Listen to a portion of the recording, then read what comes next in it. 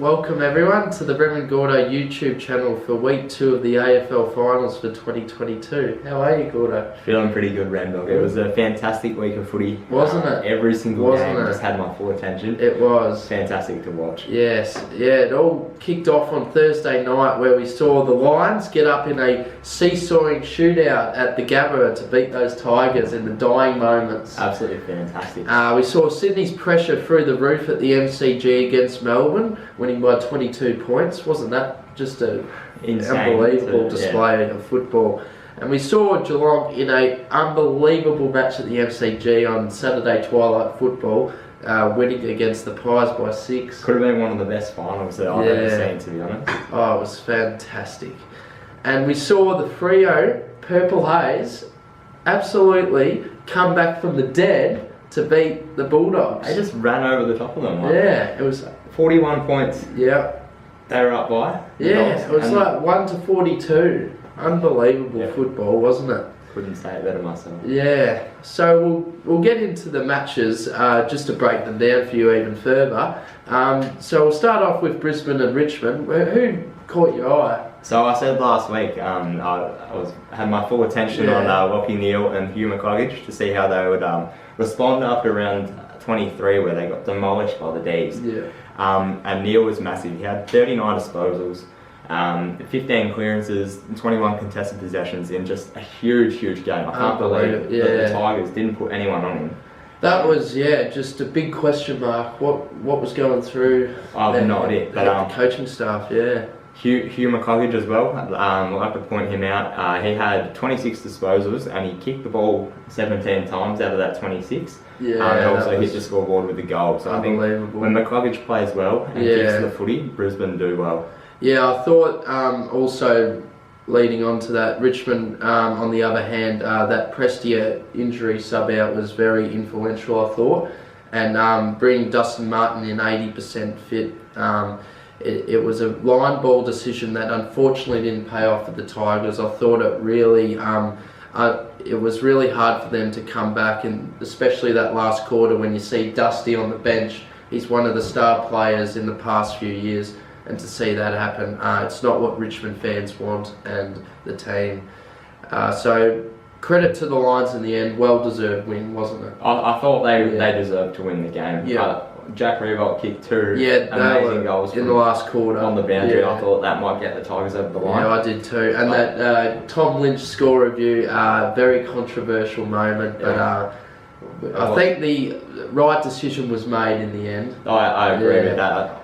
Sorry to all the Tigers fans, but the right decision was made, and I think, And Joey Danaher in the final moments, unbelievable. Fitting, wasn't it? It was, The Lions just refused to give up. It was. Awesome. We'll move on now to Friday night. As we said, Sydney and Melbourne.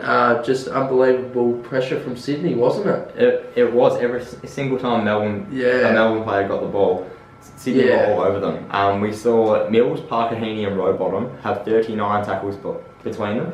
86 all up, I'm pretty sure Sydney accumulated for the game, which is through the roof. Just highlights elite pressure, doesn't it? It sure does. And also Clayton Oliver, on the other hand, for Melbourne, did all he could in that middle of the ground. And also with Stephen May down back having a big influential role, absolutely bullying Buddy, I thought. I think it was 7 intercepts or something like that. It was just crazy numbers. It was. Franklin had no influence. No, he didn't, did he? But I do think Franklin will learn from that in the prelim. It was massive from Oliver too. He 2 run-down tackles inside the forward defensive 50. And kicked 2 goals out of it too, so even better. Yeah, unbelievable. On a whole though, we thought, Sydney just too good in the end from a whole round perspective, defence, midfield and forward. So we'll move on now to Geelong Collingwood.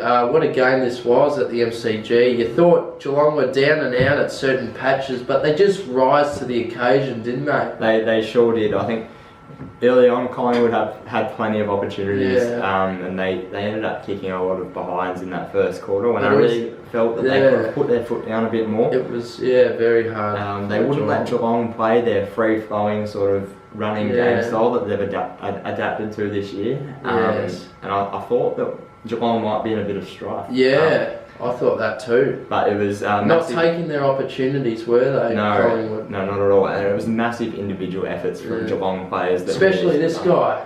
Jezza.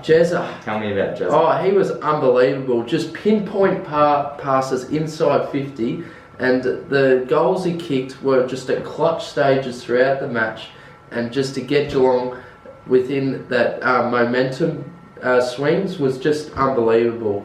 I felt if he didn't kick that for the first goal of that first quarter for Geelong, I thought it was a real team lifter, wasn't it? It was. I think as soon as I saw him get on his left, I was like, this is a goal. Yeah. After he missed one a little bit earlier on. Yeah.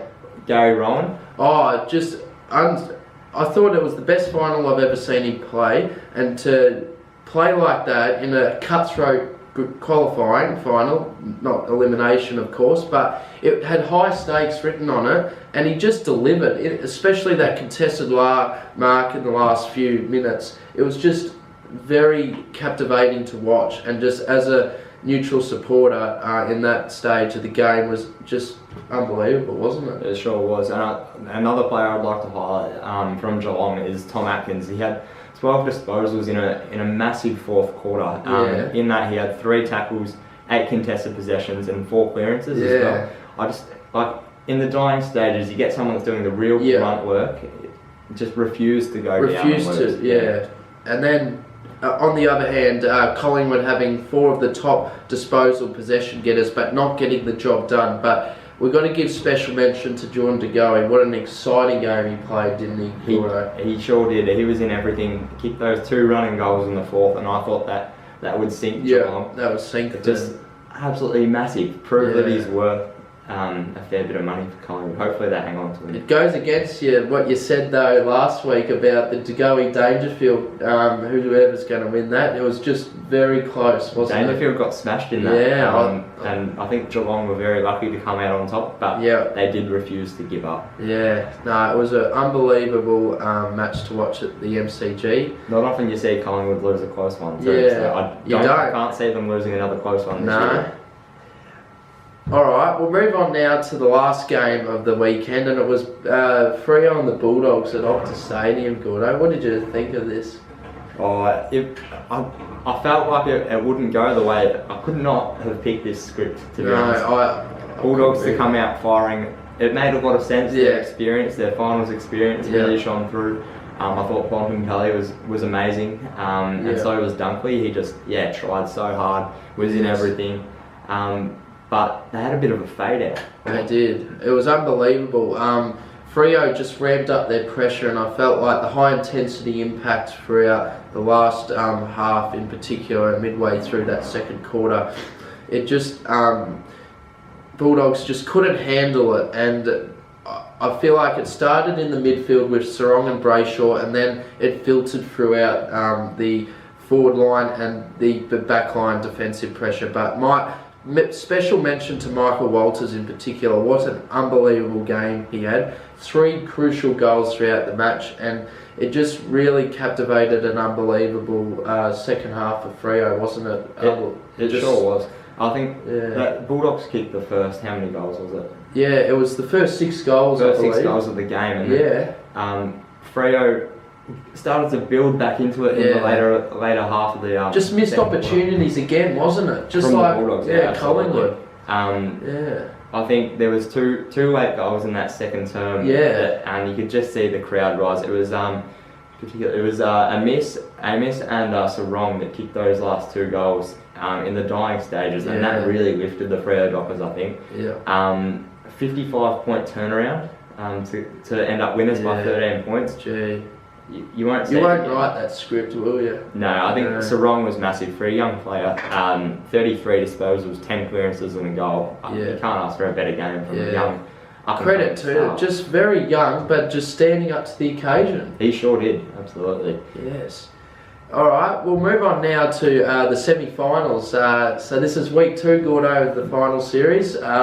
Melbourne and the Brisbane Lions at the MCG Friday night. What are your thoughts? So it'll be interesting. After round 23, when they last met, they got absolutely destroyed, the Brisbane Lions. So I'm really keen to see whether they can respond.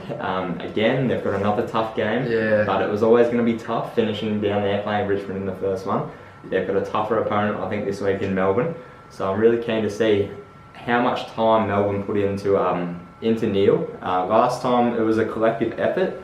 As discussed by the Melbourne players. This time, will it be a single player that go to him, or will Neil be able to break that tag if it is 4 or 5 different players? And they'll also have to deal with McCluggage as well. If you put all your time and effort into Neil, you need to be able to put time into other players that can have an impact. So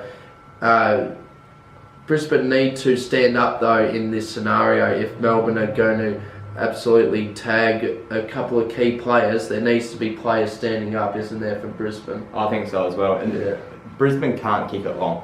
If Danaher takes May, you've still got Lever there. You can't afford to be bombing up into the forward 50 from inside the midfield. I just think May and Lever down there, and the rest of their defenders, Petty, who's been fantastic this year. Hasn't he? I just think they've got to lower their eyes a bit. And look for the hot spot, maybe 20-30 metres out from goal, and just let their instead of bombing and let their small forwards do the work. I think that's the only way to go around it. And Melbourne need to address their kick into inside 50 as well. It's really what cost them again against Sydney at the MCG. Just not finding the target, hitting them up, and being able to back yourself in and mark the crucial balls inside 50. So they need to be able to lower their eyes and hit that 15 to 20, as you say, instead of just bombing it long to Harris Andrews. I know Brisbane have got a slightly weaker defence, but Brisbane could easily ramp up their defensive game and transition back the other way and get a win here. I think Keziah Pickett's going to be an absolute star this weekend. Yes, because he's just been waiting for this opportunity again on the big stage. Tad slow in the back line, aren't they, Brisbane? Yeah, so he might just run around their legs and snag a few goals. I'm tipping him to kick 4, maybe 5 goals in this one. Yeah, fair enough. I think it's his stage, and he's going to have a real good game. Yes. What are your thoughts? Well, I believe it'll be a bit of a rematch of round 23, and I believe also earlier in the year at the MCG they absolutely smashed Brisbane. So I think it'll be a repeat. I definitely see it being 5 goals plus to Melbourne in particular. I just feel like Clayton Oliver in particular in the midfield is going to dominate again, and they're going to have a huge victory on a Friday night. Yeah, I completely agree with you there, Remy. I think I'm going with 35 points. 35 I'm going points. Melbourne by this might be a bit of a blowout. Unfortunately, I'd love to see Brisbane take it up to Melbourne though, and really make it a real close game if they can win. Yeah, that would be amazing if Brisbane could win. But as you said, I'm going to go Melbourne by 33. Very, very good. Yes. All right, moving on. So now we've got what time is this on? 7:25 on Saturday night at the MCG. We've got Collingwood hosting the Freo Dockers. So I think, how are you reading this? I feel like it's going to be a battle of the midfield again. If Brayshaw and Sarong can have another outstanding game, I think it will come very close to the final minutes. If Freo can have that pressure like they did throughout Bulldogs in that second half, especially Frederick's pressure in particular as a key standout, and Michael Walters up forward, they can repeat that. I feel like Collingwood are going to get nervous, and it could be a Dockers victory if that pressure is too much for them, isn't it? Yeah, definitely. I think that game that Collingwood played though on the weekend was one of their absolute best performances team-wise. I think Peter Bridges looked like he had so much time.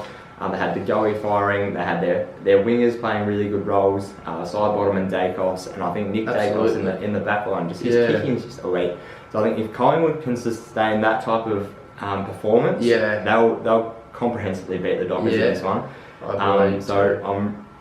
I don't know, I just really hope they defend a bit better than what they did. Yeah. I think they let Geelong get out the back a couple of times, especially with Max Hose. Yeah, they did, didn't they? They didn't put enough emphasis into key forwards. No, not at all.